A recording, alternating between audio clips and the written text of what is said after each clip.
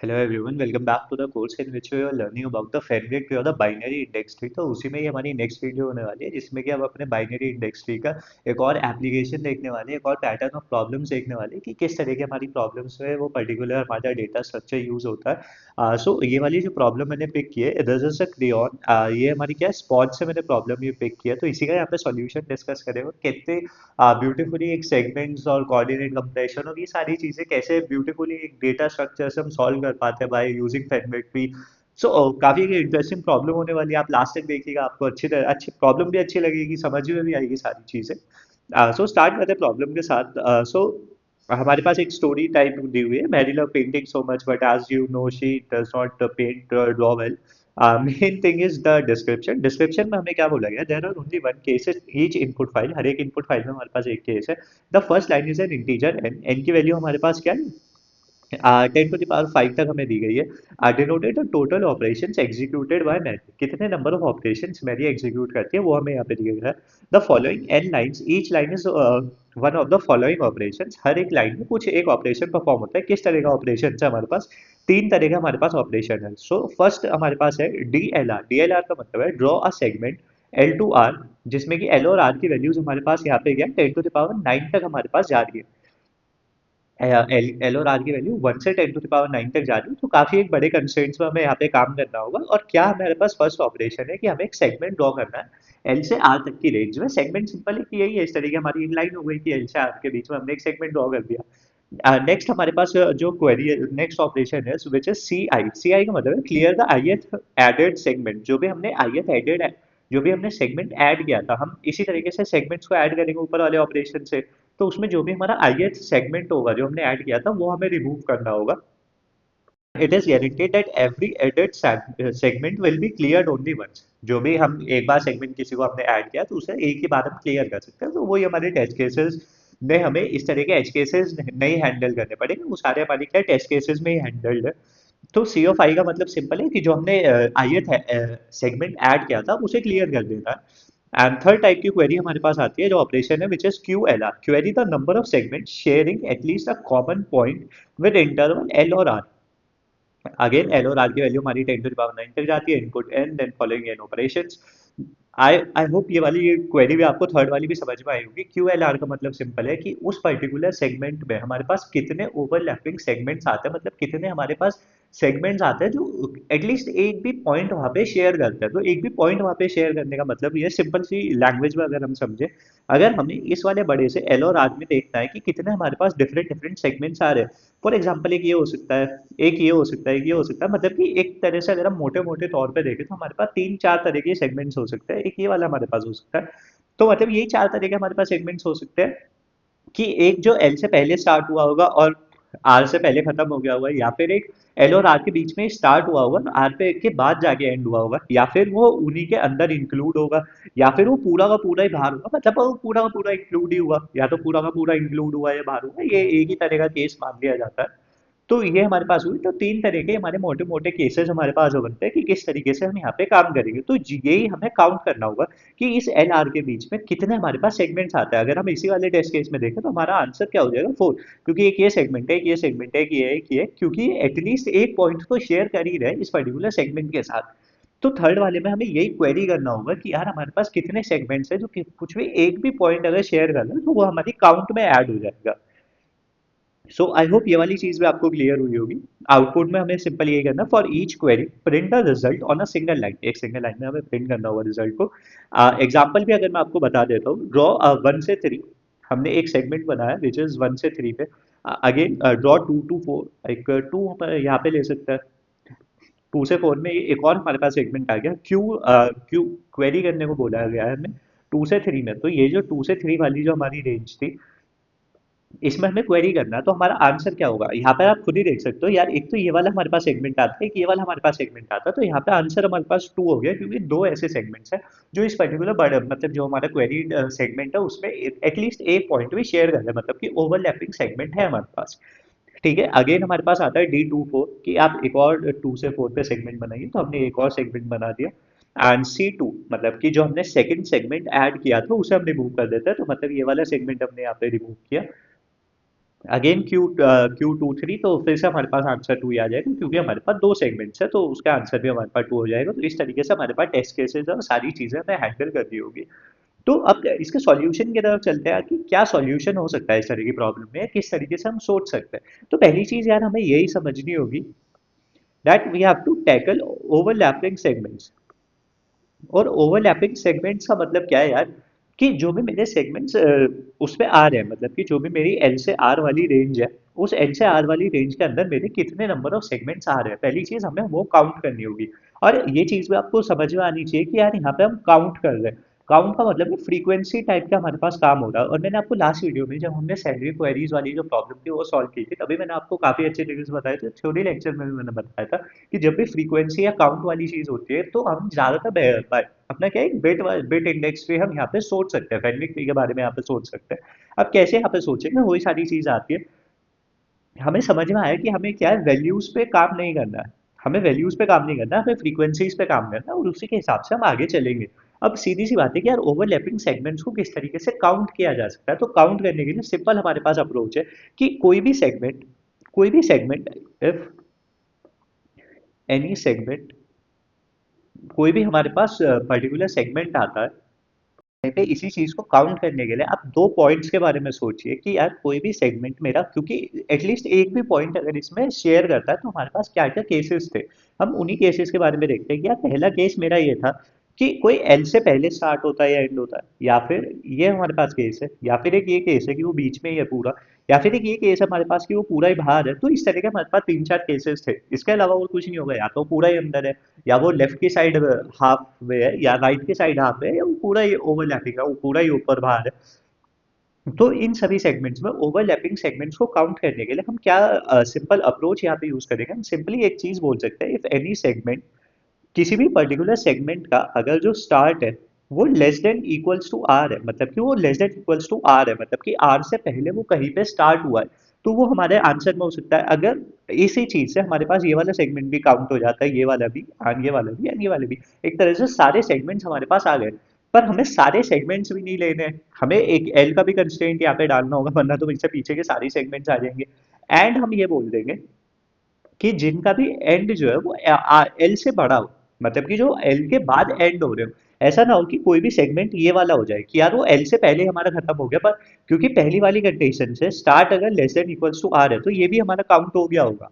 तो ये वाली चीज हमारी इंक्लूड ना हो कि एंड जो है वो एल से बड़ा होना चाहिए। तो ये एंड ये एंड ये एंड ये सारे कंस्ट्रेंट्स हमारे अच्छे तरीके से आ जाते हैं। और वही बात अगर इस तरफ कोई मेरा होता है तो वो भी हमारा इंक्लूड नहीं होगा, क्योंकि ये वाली कंडीशन हमारी है और ये हमें एंड करना है। तो इन दोनों कंडीशंस के हिसाब से हमारी चीजें समझ में आनी चाहिए। तो आई होप ये वाली चीज आपको समझ में आई होगी कि किसी भी सेगमेंट का हम कैसे आंसर कैलकुलेट कर सकते हैं। अब इसी चीज को एक्सटेंड करते हुए, मतलब कि यार इसी चीज को कैसे हम सॉल्व करेंगे, तो इसी चीज को सॉल्व करने के लिए आप क्या बोल सकते हो कि यार जो भी मेरे टोटल सेगमेंट्स है आर तक में जो भी स्टार्ट हो रहे हैं, उसमें से मैं एल वाले में से सब्ट्रैक्ट कर दूंगा तो मेरा बचा हुआ आंसर आ जाएगा। और ये बचे हुए आंसर के लिए वही है, प्रीफिक्स वाला काम हम यहाँ पे इजीली कर सकते हैं।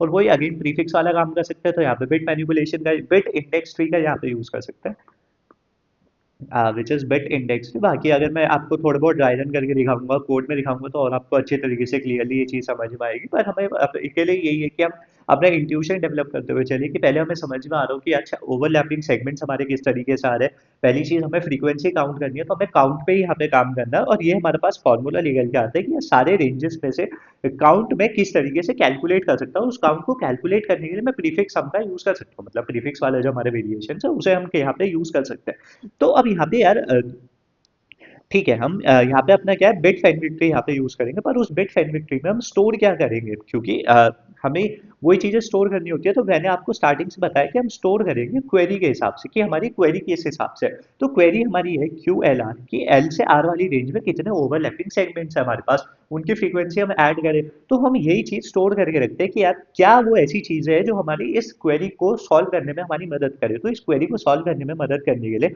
हम एल और आर की मदद से हम क्या है, स्टार्ट और एंड देखते हैं हर सेगमेंट का। फॉर एवरी सेगमेंट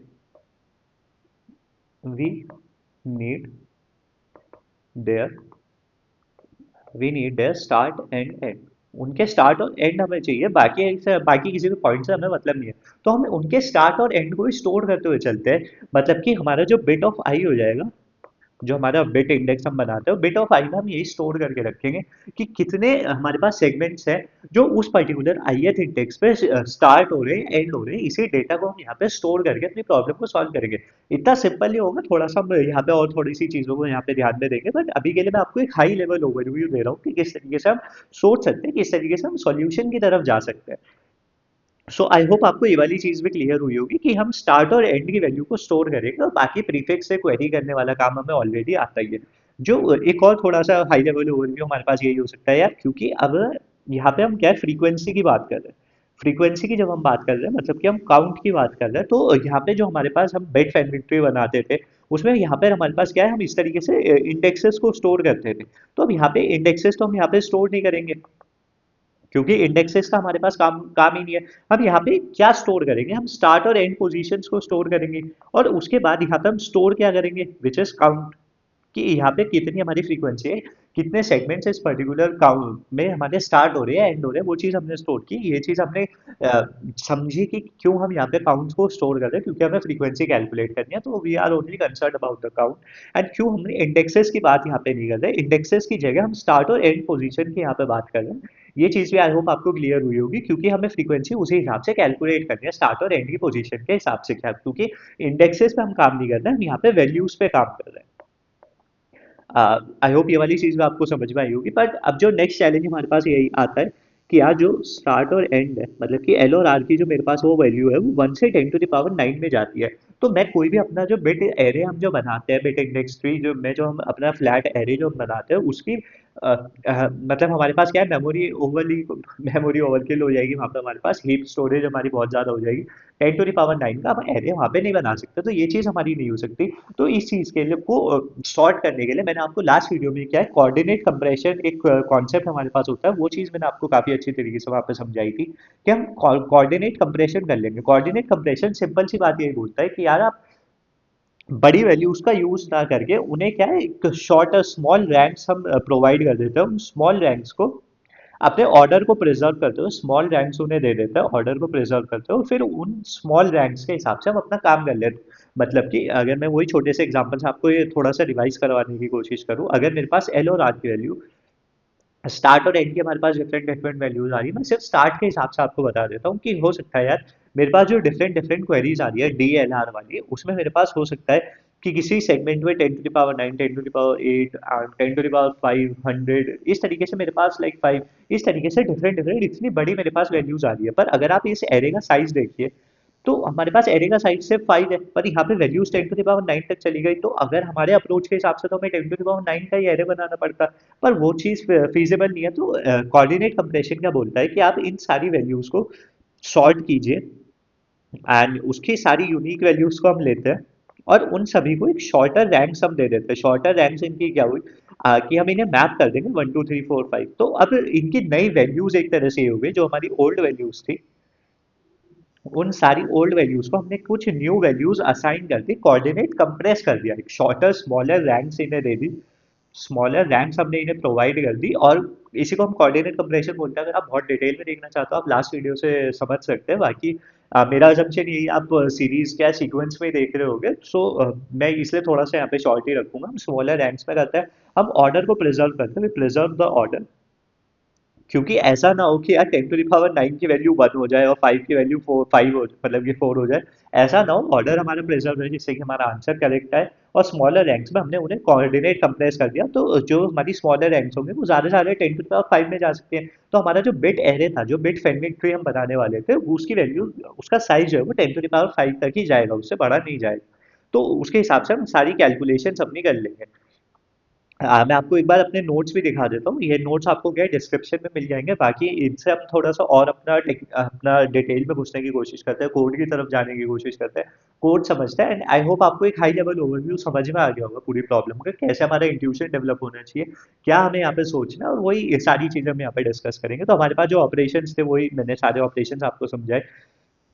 कोई भी दो सेगमेंट्स कब ओवरलैप करेंगे, जब उनका max of L1 L2 is less than equals to min of R1 R2। ये सिंपल सी चीज मैंने आपको ऊपर समझाई। कंस्ट्रेंट्स हमारे पास 10⁻⁴ सिक्स तक कंस्ट्रेंट्स है, कोऑर्डिनेट्स हमारे 10⁻9 तक जा रहे हैं, डायनेमिक ऐड और डिलीट दोनों ऑपरेशन यहाँ पे हमारे हैं, क्योंकि हम डिलीट भी कर रहे हैं। तो डिलीट ऑपरेशन कैसे करेंगे वो सारी चीजें भी हम डिस्कस करेंगे आगे। तो जो भी हमारी क्वेरी है हम क्या करेंगे, turn the query into a counting problem. Queries को हम क्या काउंटिंग प्रॉब्लम में डिफाइन करेंगे। Let's define all active segments, count those where start is less than equals to R, R and end is greater than equals to L.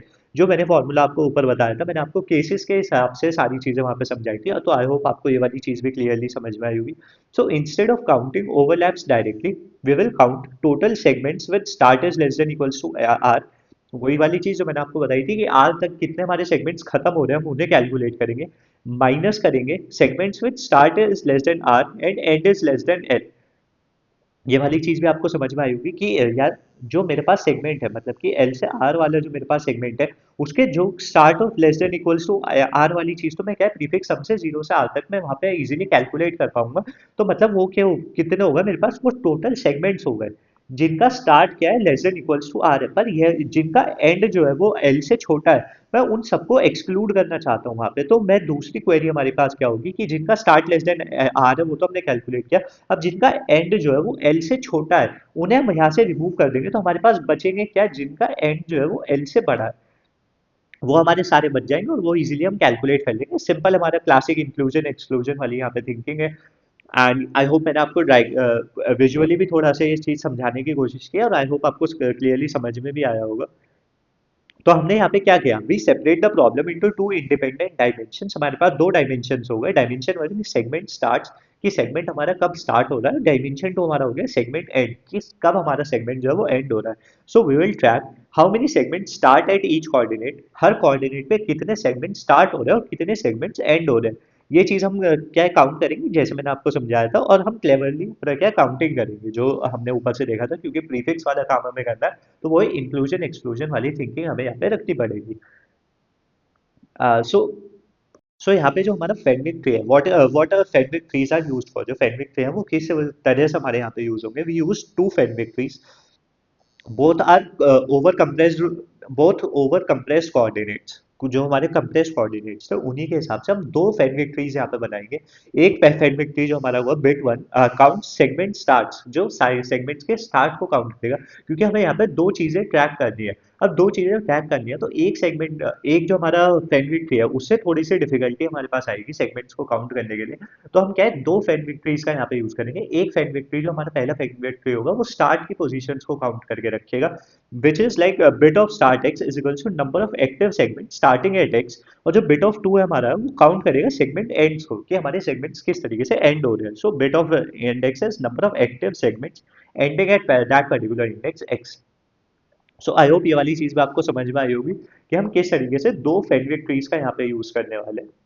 We will use two penalties. First we'll track the starting positions of all the segments, and the second will track the ending positions of all the segments. So how each operation works, हमारे जो सारे operation है वो किस तरीके से काम करेंगे वो एक बार देख लेते हैं ढंग से। सो डीएलआर वाला जो हमारा है कि हम किसी सेगमेंट को ऐड कर रहे हैं, तो किस तरीके से हम ऐड करेंगे। हम पहले कंप्रेस वैल्यू निकालेंगे एल की, सी एल, हमारी कंप्रेस वैल्यू हम आर की निकालेंगे सी आर। वही बाइनरी सर्च लोअर बाउंड वाला काम करके हम यहाँ पे ये चीजें कैलकुलेट करेंगे, सी एल सी आर वाली चीज। बिट स्टार्ट डॉट अपडेट +1 कर देंगे, बिट एंड डॉट अपडेट हम +1 वहाँ पे ऐड कर देंगे, क्योंकि हम फ्रीक्वेंसीज को ऐड कर रहे हैं। तो +1 -1 वही वाली चीज हम यहाँ पे करेंगे, तो +1 हम कर देंगे दोनों ही अपने सेगमेंट्स में। सी एल क्योंकि यहाँ से स्टार्ट हो रहा है, सी आर क्योंकि इस पॉइंट पे एंड हो रहा है, तो उन दोनों को हमने स्टोर किया। एंड ऑल्सो स्टोर एल और R, so we can delete later, जो हमारे डी एल आर वाली एड सेगमेंट वाली क्वेरीज है। क्योंकि जब हम नेक्स्ट क्वेरी करेंगे डिलीट वाली, जब हम क्वेरी करेंगे सी आई वाली जो हमारी सी आई वाली जो हमारी क्वेरीज होंगी, उन वाले केसेस में हमें पता होना चाहिए कि कौन सा सेगमेंट किस पर्टिकुलर इंडेक्स पे ऐड हुआ है, तो उसके बस सिंपल एक वेक्टर या एरे बना के हम उन चीजों को स्टोर करके रख लेंगे।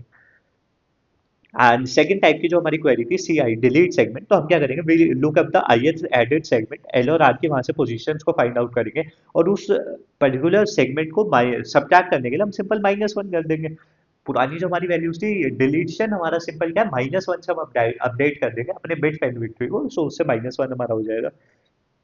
देन हमारे पास क्या होगा, क्यू एल आर हमारे पास होगा, which will tackle the count overlaps, जो भी हमारे काउंट के ओवरलैप्स है उन्हें हम कैलकुलेट करेंगे। So we want segment start less than equals to R and segment with end is less than equals to L. ये चीज मैंने आपको विजुअली ऊपर बताई कि किस तरीके से हमारे पास फॉर्मूला है इंक्लूजन एक्सक्लूजन वाली थिंकिंग से। तो फेनविक की फॉर्म में हमारे पास आंसर क्या होगा, bit start dot query compressed R तक, और एंड वाली में हम क्वेरी करेंगे एल माइनस वन से पहले तक, जिससे कि हमें पता लग जाए कि कितने नंबर ऑफ सेगमेंट्स हमारे पास है जिनका एंड जो है वो एल से छोटा है, और कितने नंबर ऑफ सेगमेंट्स है जिनका स्टार्ट जो है वो आर से छोटा है। वो सारी चीज़ें हम दोनों फैमिली ट्रीज की मदद से अपना कैलकुलेट कर लेंगे, बिट स्टार्ट और बिट एंड वाले फैमिली ट्री से। सो आई होप आपको ये तीनों तरह के ऑपरेशंस भी क्लियरली समझ में आए हुए होंगे कि कैसे हम सारे ऑपरेशंस को करने वाले हैं, किस तरीके से फैमिली ट्री का यूज़ करने वाले हैं, किस तरीके से कोऑर्डिनेट कंप्रेशन यहाँ पे आ जाता है। एंड आई होप आपको सारी चीज़ें क्लियरली समझ में आई होंगी। बाकी आप कोड से स्टार्ट करते हैं, सी प्लस प्लस में कोड है, अगेन जावा पाइथन आप इजीली फॉलो कर पाएंगे। कॉन्स्टेंट हेडर्स वगैरह हमारे पास आते हैं। फेडरिक ट्री का इम्प्लीमेंटेशन सेम ही होने वाला है, वही लीस्ट सिग्निफिकेंट बिट की मदद से हम अपडेट ऑपरेशन परफॉर्म करेंगे, क्वेरी ऑपरेशन परफॉर्म करेंगे, एंड हमारे रेंज क्वेरी किस तरीके से होती है वही सारे जो हमारे सिंपल अप्रोचेस थे वही हम यहाँ पर भी करने वाले हैं। एंड नेक्स्ट देखते हैं, मेन फंक्शन हमारे पास स्टार्ट होता है। मेन फंक्शन में हम क्या करने वाले हैं, फास्ट इनपुट आउटपुट हमने यूज की, एन की वैल्यू हमने रीड की, और उसके बाद जो भी हमारे ऑपरेशन है एज अ टपल हम क्या उन्हें स्टोर कर लेंगे, क्योंकि हमें पहले कैरेक्टर से टाइप पता लग रहा है, उसके बाद एल और आर की हमारे पास जो रेंजेस है वो हमें पता लग रही है, और अब से जो हमारे ऑपरेशन है उन्हें रिजर्व किया एन हमारे पास होने वाले हैं। सो वही हमने वेक्टर का एरे यहाँ पे इनिशियलाइज किया है, कोऑर्डिनेट्स को हमने काउंट करने स्टार्ट किया, वेक्टर में कोऑर्डिनेट जो है वो स्टोर करेंगे, कोऑर्डिनेट कंप्रेशन वाले हम यहाँ पे काम करेंगे। सो कोऑर्डिनेट कंप्रेशन के लिए हम क्या करते हैं कि जितने भी हमारी क्वेरीज है और जितने भी हमारी एन की वैल्यूज है पहले हम उन्हें स्टोर कर लेते हैं, और जिससे कि हमें बाद में कोई भी प्रॉब्लम ना आए और हमारा वो ऑर्डर प्रिजर्व रहे, तो हम क्या करेंगे सारे उन्हें स्टोर करेंगे कोऑर्डिनेट्स में। जो भी हमारे टाइप्स है उन्हें बहुत मतलब कि एक ढंग से तरीके से डेटा स्ट्रक्चर वही हमारे वही होता है कि उन्हें ढंग से हम कोऑर्डिनेट्स में एक वेक्टर में स्टोर कर लेंगे। नेक्स्ट बस देखते हैं कि कोऑर्डिनेट कंप्रेशन में हम क्या करने वाले हैं। हम पहले सॉर्ट करेंगे सारी वैल्यूज को, उसके बाद यूनिक वैल्यूज उसमें से लेंगे, कि ऐसा ना हो कि एक सेम वैल्यू क्या है दो डिफरेंट मतलब कि दो सेम ओल्ड वैल्यूज के लिए दो डिफरेंट नई वैल्यूज हमारी असाइन हो जाए, ऐसा ना हो, तो इसलिए हम सिर्फ यूनिक वैल्यूज को लेंगे। एंड उसके बाद ये ऑटो गेट आईडी जो हमारा फंक्शन है वो वही लोअर बाउंड वाला काम करेगा, बाइनरी सर्च करके हमारी वैल्यूज को फाइंड आउट करके लाएगा। एंड बस उसके बाद कोऑर्डिनेट्स हमारे हैं, फेडरिक ट्री हमने इनिशियलाइज किया, बिट स्टार्ट बिट एंड दो हमारे फेडरिक ट्री होने वाले हैं। स्टोर करेंगे हम अपनी कंप्रेस्ड वैल्यूज को, जो भी हमारे एडिड एल और आर की कंप्रेस्ड वैल्यूज है, क्योंकि हमें डिलीशन भी हमारे परफॉर्म करना है। ऐड काउंट हमारे जीरो हुआ, ये सारी चीज हमारी इम्प्लीमेंटेशन की सिंपल है।